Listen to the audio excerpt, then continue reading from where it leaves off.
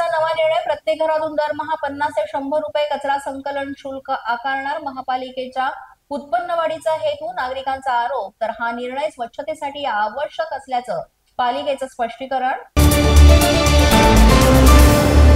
मंत्री गुलाबराव पाटील, गिरीश महाजन आणि रक्षा खडसे आज जळगाव दौऱ्यावर. जिल्ह्यात विविध कार्यक्रम आणि पाहणी दौरे. साताऱ्यातील सह्याद्री साखर कारखान्याच्या निवडणुकीसाठी आज मतदान. जिल्ह्यात 999 ठिकाणी मतदान प्रक्रिया पूर्ण होणार. 32,000 सभासद बजावणार मतदानाचा हक्क.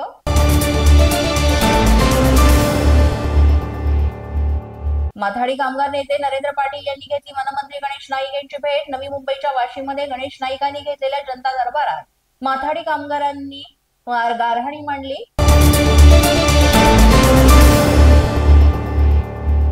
नांदेड ट्रॅक्टर अपघात प्रकरणी लिंबगाव पोलीस ठाण्यामध्ये ट्रॅक्टर चालक आणि शेत मालकावर सदोष मनुष्यवधाचा गुन्हा दाखल. अपघातात 7 जणांना जीव गमवावा लागलाय. नांदेड अपघातामधील मृतांच्या नातेवाईकांना केंद्राकडून 2 लाखांच्या मदतीची घोषणा. तर जखमींना केंद्राकडून 50,000ची मदत जाहीर. नांदेडमधील ट्रॅक्टर अपघात प्रकरणी मुख्यमंत्र्यांकडून संवेदना व्यक्त. मृतांच्या नातेवाईकांना मुख्यमंत्र्यांकडून 5 लाखांची मदत जाहीर.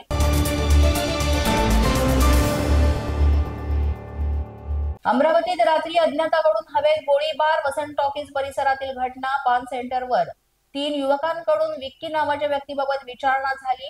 तो नसल्याचं कळताच हवेत गोळीबार करून 3 जण पसार. सांगलीच्या दासगावातील सावळजमध्ये सर्पदंश झालेल्या नवविवाहितेचा वेळेत उपचार न मिळाल्यानं मृत्यू. सावळज प्राथमिक आरोग्य केंद्रात उपस्थित नसणाऱ्या 1 महिला डॉक्टर बडतर्फ, तर 1 महिला डॉक्टर निलंबित. भंडाऱ्यात बंद पडलेल्या एसटी बसला लाडक्या बहिणींकडून देत धक्का. एसटी बस बंद पडल्यानं प्रवाशांची तारांबळ. रायगडच्या महाड तालुक्यामध्ये महसूल अधिकाऱ्यांना लाच घेताना करण्यात आली अटक. जमिनीच्या सातबारावर नोंद करून देण्यासाठी शेतकऱ्यांकडून लाच मागितली होती. अलिबागच्या लाचलुचपत विभागाची ही कारवाई. अशाच नवनवीन व्हिडिओसाठी पोलीस माझा न्यूजचं युट्यूब चॅनल सबस्क्राईब करा. तसंच आमचं फेसबुक, इंस्टाग्राम आणि ट्विटर अकाउंट फॉलो करा.